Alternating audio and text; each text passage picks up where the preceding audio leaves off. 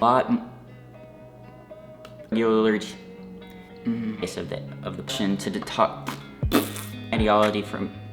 Hey guys, it's Sam, and it's time to fail together. Let's go. Each brain looks at the same things and sees something completely different. It makes sense then that there's no one perfect way to recommend that someone organizes their things. There are countless gurus, suggestions, tips, and tricks, but the goal is simply to find the one that gels best with your world. I've come in contact with several different methods, and honestly, over time I've taken chunks from several to try to compile one that works best for me. Here's a list of methods that I've piecemealed into my own. Number 1, the Fly Lady method. This is a cleaning method that has you do a little bit each day to keep your whole house clean. Number 2, the Clean Mama method. Similar to the Fly Lady method, it chunks it up into little bits of cleaning per day, but the organization is a little bit different. Number 3, the Clutterbug method. This is a method of organizing based off of the natural habits of the person getting organized. You're sorted into a category based on your particular habits, and each of those categories is given the name of a particular bug. Number 4, Swedish death cleaning. This is a cleaning methodology that comes from the culture of Sweden, around aging. In this method, your effects are put into order before your passing so that when you do, your family doesn't have to deal with it. It sounds kind of dark, but honestly, it just means that the things that you own hold a lot more meaning.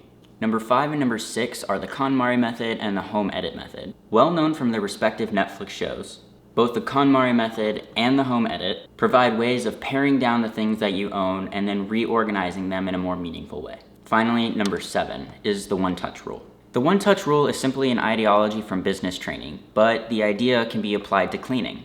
It simply suggests that you handle the item one time, absolutely completely, without leaving it behind for later. As an example, going through your mail and either trashing it or filing it as soon as you bring it inside instead of putting it in a stack on the table for later.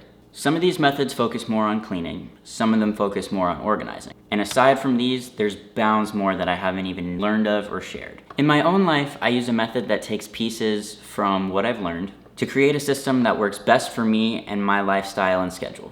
For example, breaking up my cleaning into 15 minutes here and there can make keeping my house clean much easier when my schedule gets more hectic. Going through and regularly touching all the items that I own and asking myself if they bring value to my life can keep the number of items that I own down to a more manageable amount, given the smaller space that I live in. Storing items in a way that helps my partner and myself remember what we own is really important too. Like making sure that everything we have has a home. Storing items in clear bins, arranging things alphabetically, and making sure the labels are facing forward. In some of my next videos, I'll go a little bit more into depth on each of these methods, and open up the discussion to talk a little bit more about why different parts of it did or didn't work for me. Hopefully this will help determine which ones might work best for you. In the meantime, I'll leave links leading back to as much of the source material as I can in the description below. Shout out to That Awkward Mom and Gabe Bolt, where I learned about some of these methods. Go check out their channels and show them some love. I'll see you in the next one.